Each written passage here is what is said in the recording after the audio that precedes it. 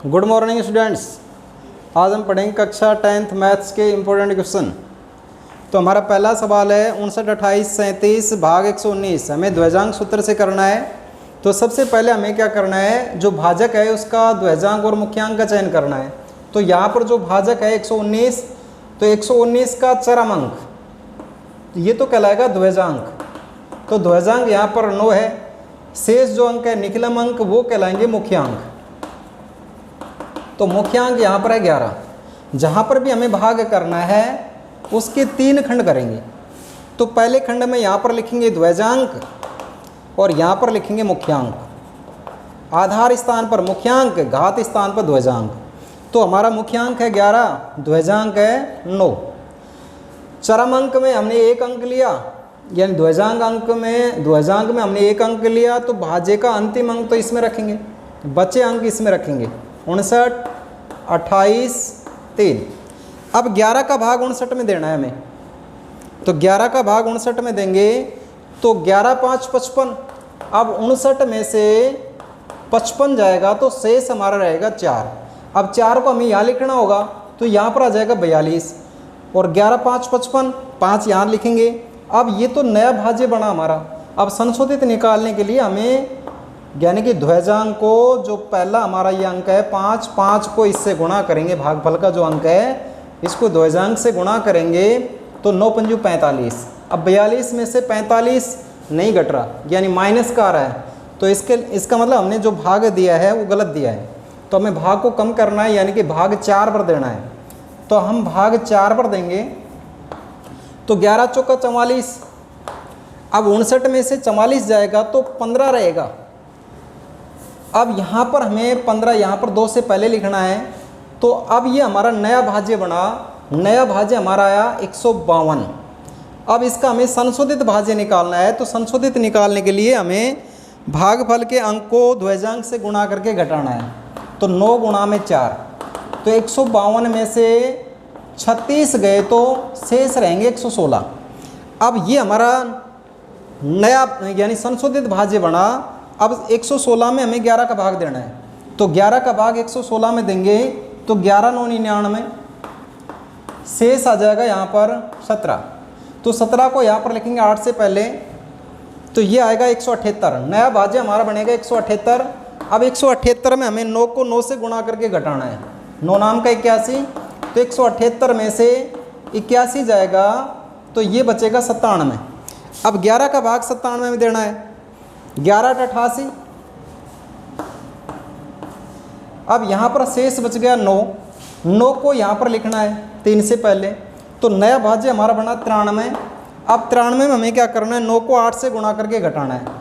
9 8 72। तो यहाँ पर बच गया 21। अब हमें 11 का भाग 21 में देना है।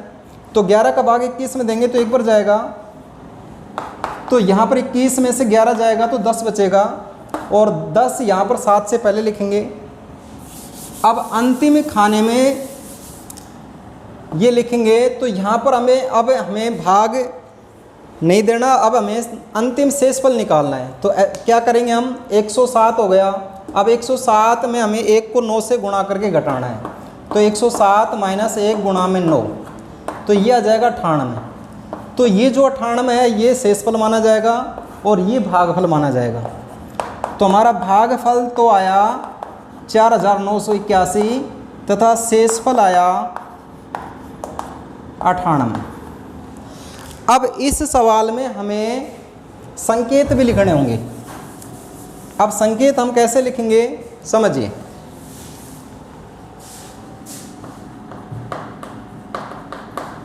नंबर 1, सबसे पहले हमने भाग दिया 59 में, 59 भाग 11। तो हमारा भागफल आया 4 तथा शेष हमारा आया 15। तो नंबर 2, नया भाज्य बना हमारा 152। अब इसका क्या निकालना है हमें, संशोधित। तो संशोधित भाज्य निकालेंगे तो 152 में 4 को 9 से गुणा करके घटाना है। तो 4 गुणा में 9, तो 152 माइनस में 36, 152 में से 36 जाएगा तो 116 बचेगा। नंबर 3 पर हमें क्या करना है, 116 में भाग देना है 11 का। तो 11 9 99, यानी कि भागफल आया हमारा 9 तथा शेष आएगा हमारा 17। इसके बाद नया भाज्य बना हमारा नंबर 4, नया भाज्य हमारा बना 178। 8 को नीचे उतारेंगे 178, तो संशोधित निकलेगा, संशोधित भाज्य 178 में 9 को 9 से गुणा करके घटाएंगे, 9 गुणा में 9, तो 178 माइनस में 81, शेष हमारा रहा 97। अब हमें क्या करना है, 97 में भाग देना है 11 का, तो भागफल 8 तथा शेषफल आएगा हमारा 9। 11 8 88, 88 जाएगा तो 9 शेष बचेगा। तो नया भाज्य हमारा बना 93, 3 को नीचे उतारेंगे 93 हो जाएगा। तो ये नंबर 6 पे लिखेंगे। तो संशोधित निकालेंगे तो संशोधित भाज्य 93 माइनस 8 को 9 से गुणा करेंगे, 9 8 72, तो यहाँ पर आ जाएगा 21। अब हमें क्या करना है, 21 में भाग देना है, 21 भाग देना है 11 का, तो भागफल आएगा 1 तथा शेष आएगा, शेष हमारा बचा 10। इसके बाद में अंतिम लिखेंगे 8। तो नया भाज्य हमारा बना 107। अंतिम खाने में गए तो अंतिम शेषफल आएगा, अंतिम शेष, तो अंतिम शेष आएगा 107 में से 1 को 9 से गुणा करके घटाएंगे, तो 1 गुणा में 9, तो 107 में से 9 गया तो ये आ जाएगा 98, ये 98 शेषफल माना जाएगा।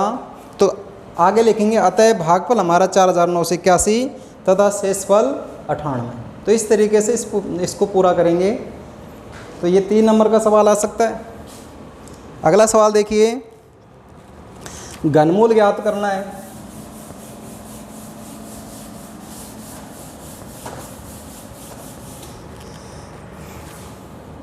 आठ 3 6 5 4 2 7, इसका हमें घनमूल निकालना है।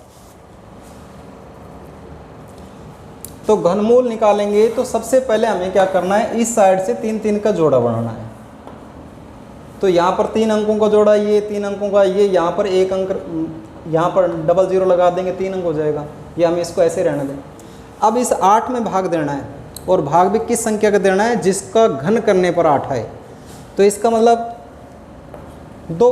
2 का घन करें 2 की पावर 3 तो 8 आ जाएगा। अब हमें क्या करना है, 8 में से ये घटाना है, तो यहाँ पर 0 आ जाएगा।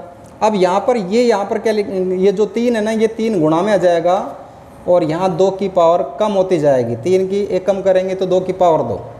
अब इसको सोल्व करेंगे, देखो इस जोड़े का हम पहला अंक उतारेंगे, तो ये 3।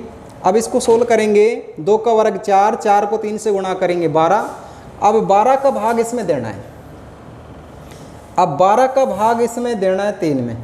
अब 12 का भाग नहीं जा रहा, तो इसका मतलब 0 पर तो जा रहा है, तो 0 पर भाग देंगे तो पूरे से 0 से गुणा करेंगे तो 0 ही आएगा। अब इसमें से घटाएंगे तो 3। अब इसका अगला अंक उतारेंगे 6। अब यहाँ पर देखो 3 गुणा में 2 की पावर कम करते जाएंगे, 1 रह जाएगी, गुणा में 0 की पावर बढ़ती जाएगी। यहाँ जो भी अंक आएगा उसकी पावर बढ़ती जाएगी। अब इसको सोल्व करेंगे तो 0 का वर्ग 0, 0 से इसको गुणा करेंगे तो 0 ही आएगा। तो ये 36 से आ गया। अब इसका अंतिम अंक उतारेंगे 5। यहाँ पर इसकी पावर बढ़ती जाएगी 3, इसकी पावर ख़त्म हो जाएगी। तो अब 0 की पावर 3 का मतलब 0, तो 365। अब इस जोड़े का हम पहला अंक उतारेंगे, और यहाँ पर ये आया आंसर 20। तो अब हमें क्या करना है, 3 गुणा में 20 की पावर 2, तो 20 की पावर 2 यानी कि 400। 400 को 3 से गुणा करेंगे तो 4 3 1200।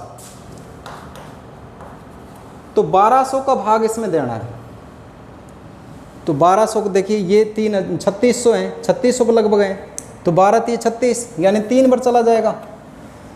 तो 12 3 36, 3600।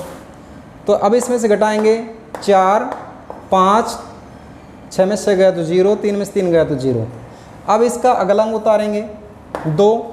यहाँ पर देखो कितनी बार भाग दिया हमने, 3 बार, तो 3 से गुणा करेंगे। यहाँ पर 3 गुणा में 20 की पावर कम हो जाएगी, 1 गुणा में 3 की पावर बढ़ जाएगी। अब इसको सोल्व करें तो 20 3 60 यानी 3 3 9, 9 दूनी 18, 180 आ गई भाई। 3 3 9, 9 3 27, 27 को 2 से गुणा करेंगे 54, तो 540 आ जाएगा। अब यहाँ पर बच गया 2, इसका अंतिम अंक उतारेंगे, ये आ जाएगा 7, इसकी पावर बढ़ती जाएगी, 3 की पावर 3 हो जाएगी, तो ये हो जाएंगे 27। अब 27 में 27 जाएगा तो 0, तो ये हमारा आंसर आ गया। तो इसका आंसर कितना आया, घनमूल कितना आया, तो घनमूल बराबर 203। तो इस तरीके से हम इसको करेंगे, तो ये हमारा घनमूल है। अब इससे इस प्रश्नावली से 1 नंबर के सवाल भी बनते हैं। अब 1 नंबर के सवाल कौन से हैं देखिए, ये भी समझिए।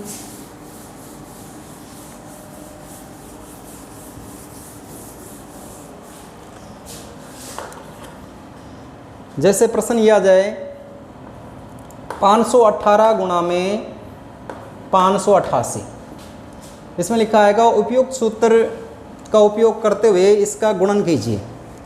तो हमें उपयुक्त सूत्र लगाना है, तो कौन सा सूत्र लगाएंगे। देखो हमने एकाधिकेन पूर्वेण सूत्र पढ़ा था, और एकाधिकेन पूर्वेण सूत्र में गुणन संक्रिया करते समय हमें उस संख्या का गुणन करना है जिसके चरम अंकों का योग आधार बने और शेष निखिलम अंक एक समान रहे।